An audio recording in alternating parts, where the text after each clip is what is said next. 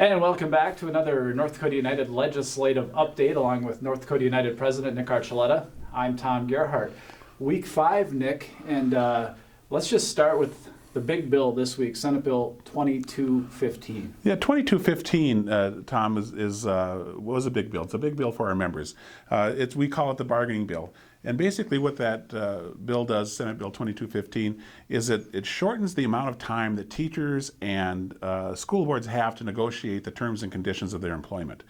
This bill came about because of a lengthy negotiation that happened in Fargo last time out, and the school board there was feeling a little bad about it, so they asked the North Dakota School Boards Association to please put in a bill that would shorten that time. Their thinking, of course, is that if you have to hurry up and negotiate, you don't have time to develop hard feelings. Well, I'm not sure this is the solution. 2215 is a bill, in my view, that is looking for a solution. Keep in mind this, Tom, we have 175 school districts in the state, something on that order. Every single one of them enters negotiations, and every single one of them exits negotiations with a contract. That happens every single time we sit down. Are some of them a little lengthier? Yep, some of them are. But most often, most districts will end up, and I mean 99% of the districts will end up with a contract by the time the next school year starts. So the system that we have now that was begun back in 1969, it has served teachers, it served administrators, it served school boards well. Ever since then, we don't need this bill, and I want to thank all of our members who contacted the legislature and let them know just how unnecessary this bill was. That was terrific. I want to thank Sarah Leroot from Valley City, Landon Schmeichel from Bismarck, Lauren Niesma from Mandan, and Jay Schobinger from Dickinson, as well as Danielle Geisler from Jamestown, who contributed testimony either live or virtually to this hearing, and it was a terrific hearing, and they really did speak well of themselves and their colleagues. And I want to mention, too, your excellent testimony along with a history that really helps provide a lot of context can be seen on our social media channel. So please check out North Dakota United's Facebook or Twitter, and you can read Nick's testimony, which is just excellent. Well, thank you, Tom. And I think I put the historical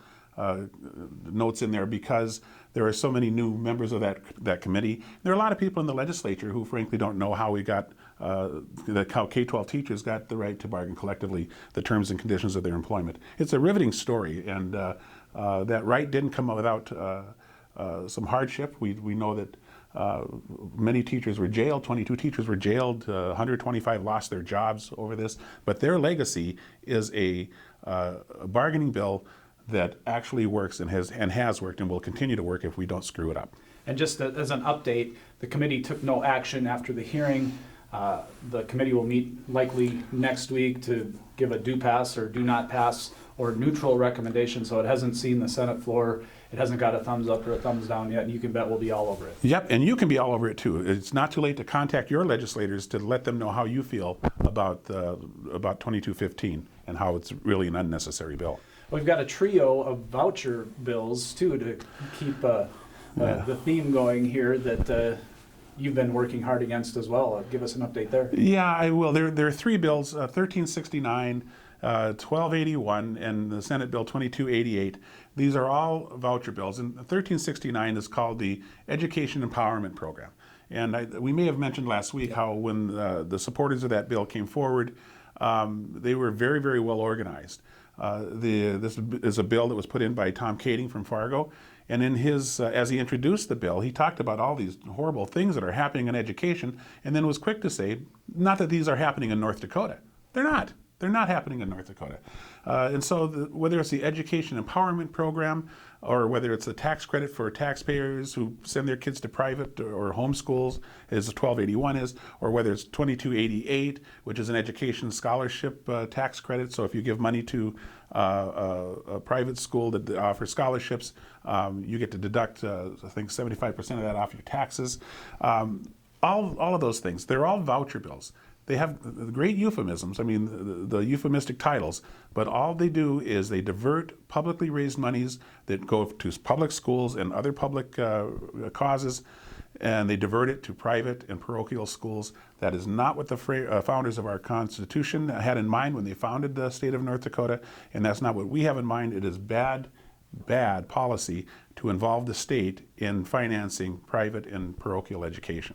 All right, well, we'll keep our eyes on all of those too. We can switch the tone of our conversation a little bit and talk about Senate Bill 2229, which is a student teacher scholarship program. And what's the update from the hearing, Nick? Well, 2229, this is a great bill. I think it is so well intentioned. It does come with a $1 million price tag, which might be a little off-putting to some on the committee, but there are ways to fix these things.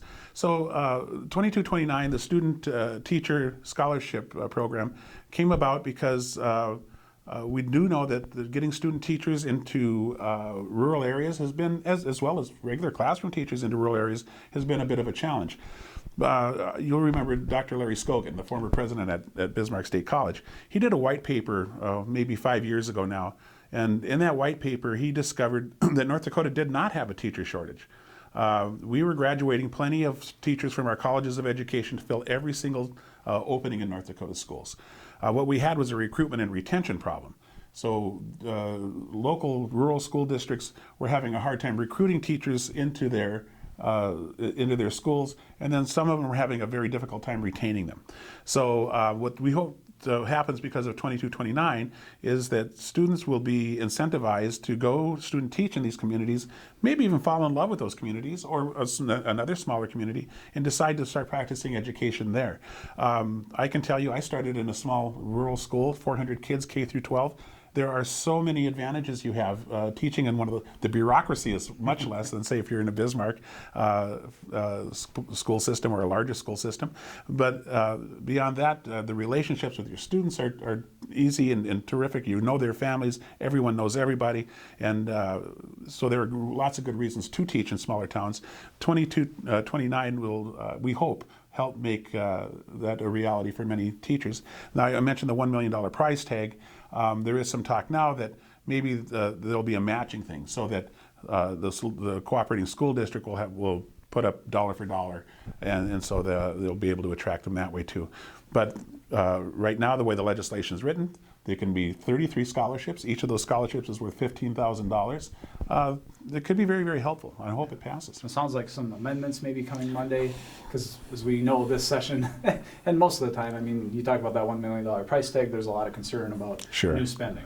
Yeah, that's true, and this is a new program, and those are all getting super scrutiny. The microscope is out. Yeah, exactly. Let's talk about Senate Bill 2300, which deals with temporary full-time employees. So folks that are working part-time hours, but in a Monday through Friday for the state of North Dakota, and there's a bill 2300 that would provide them full benefits essentially if they've been there.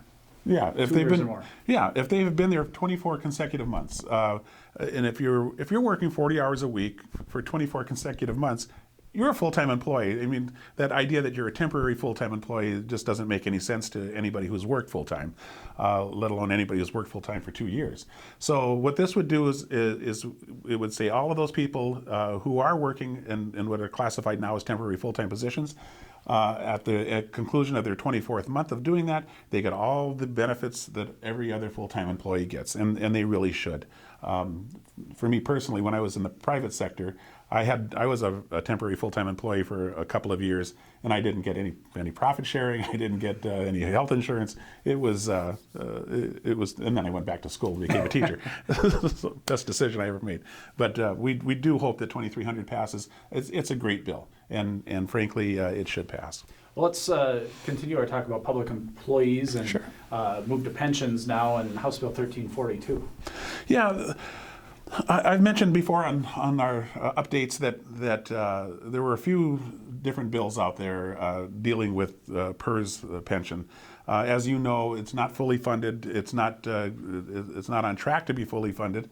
And in fact, something has to be done, and has to be done now to get that thing going in the right trajectory to fully funded. So this 1342 is Representative LaFour's bill, and this is likely going to be the bill that all those other well-meaning bills get tied into. They'll take whatever positive aspects there are in those bills and only vote on one of them. I believe it's going to be this one. So what this bill calls for is a 1% salary increase the first year of the biennium, or I'm sorry, not a salary increase, a 1% increase in the contribution to PERS. The first year of the biennium, same thing in the second year of the biennium, and then $24 million over the course of the biennium from the legacy fund earnings that will go towards this. And if that were to happen, this would move PERS in the direction of being fully funded, and that would be a very, very good news for all of us. Yeah, the pensions that folks are expecting down the road are in jeopardy if this doesn't get figured out at some point. Certainly they are, but the state has an obligation to pay these. So they also have the obligation to make sure that they can afford to do this. This is a problem, and I might have mentioned this before, but about 4, maybe even 5 legislative sessions ago, they had the opportunity to do what they did for the Teachers Fund for Retirement and move that towards fully funded. They didn't do it. They never did the 4th year of that funding, and now, all these sessions later, here it is again, the same problem. Either we do something about it now, or we're going to be in deeper trouble down the road. So now is our chance. We hope that the leadership steps up and does what leaders do, and that is solve problems. Well, and the 1% contribution ties into what we're talking about next, which is this morning we hear that Senate Appropriations wants to forward a 2-and-2 raise for our public employees in the upcoming biennium.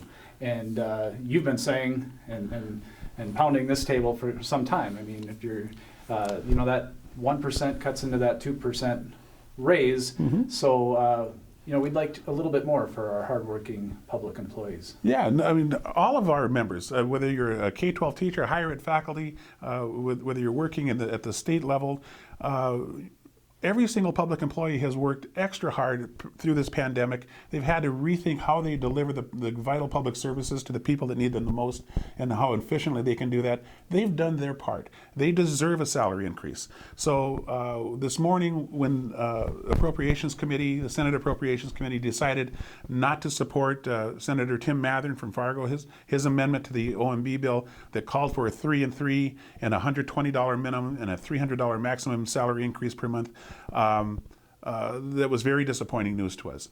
So they stuck with, rather than taking up Senator Mathern's common sense amendment, they decided to stick with what they started with, and that, of course, is a 2% salary increase each year of the biennium, an $80 minimum per month salary increase, and they maintained the $300 a month maximum.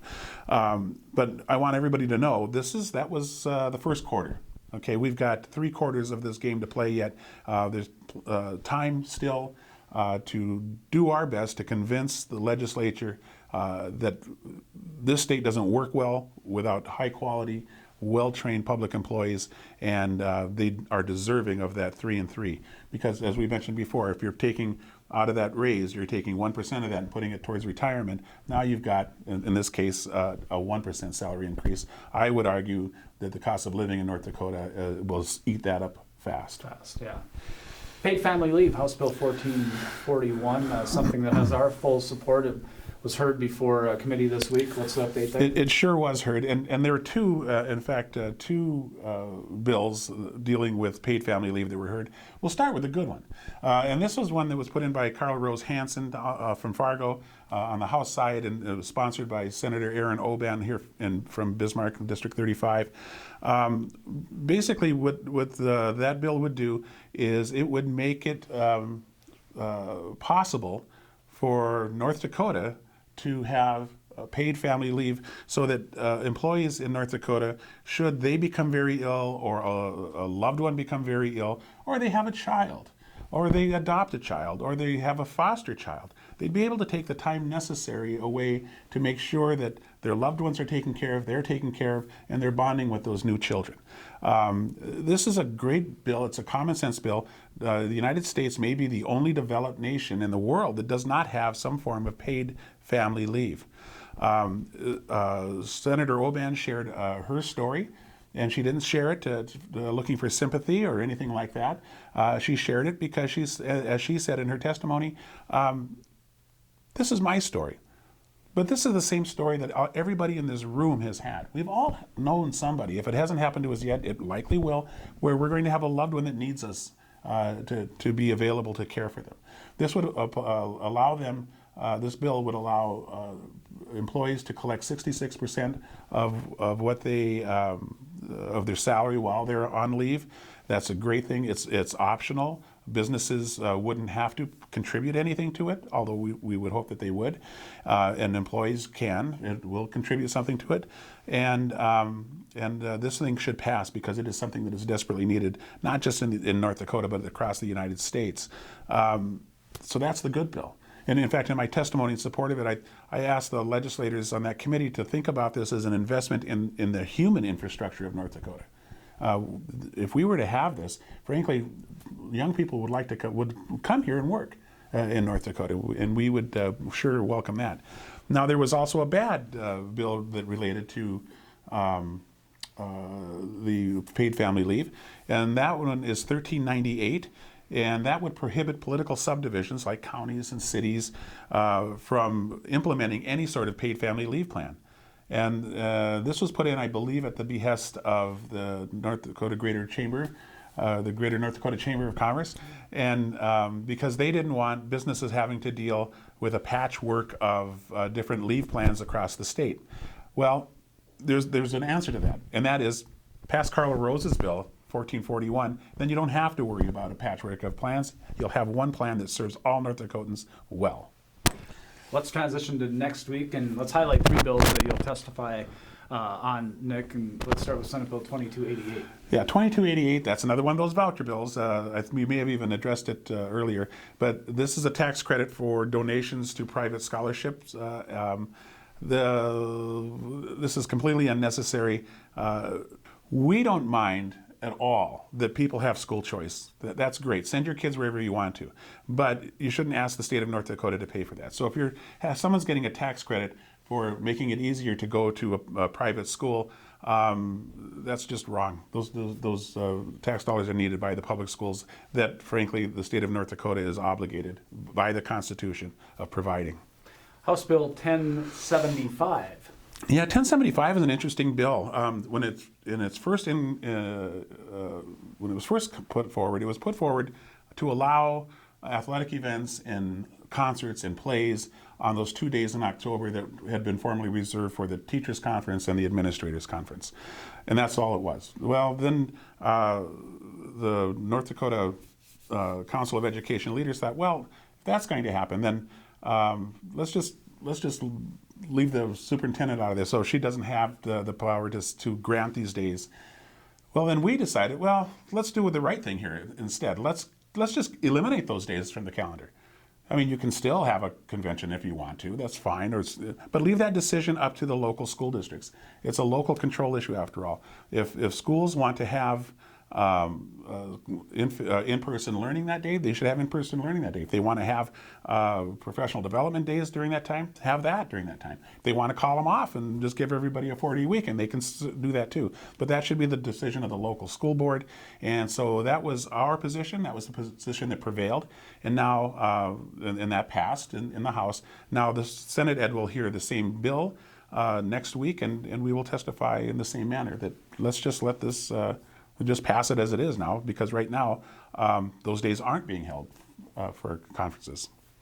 Finally, House Bill 1058. Yeah, this is an interesting bill too. This has to do with like the leave sharing plans that different agencies have. In fact, all of the agencies have them, but they're all a little bit different.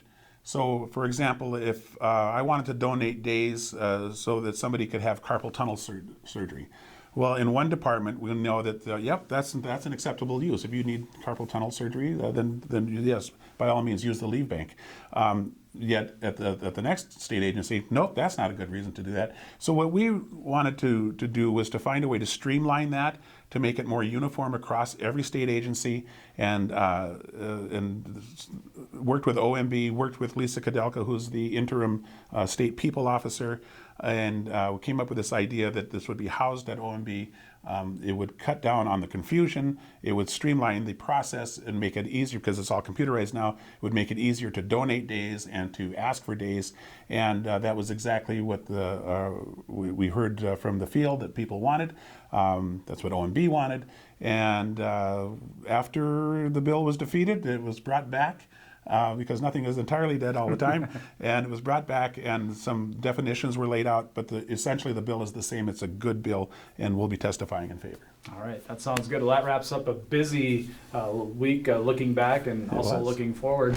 You can go to our website, ndunited.org, and right at the top of the page, you'll see 2021 legislative session. You click on that, and you can find all sorts of links to find out information about what we're following, important bills, advocacy, and you name it. So we invite you to check that out. And until next week, for North Dakota United President Nick Archuleta, I'm Tom Gerhardt.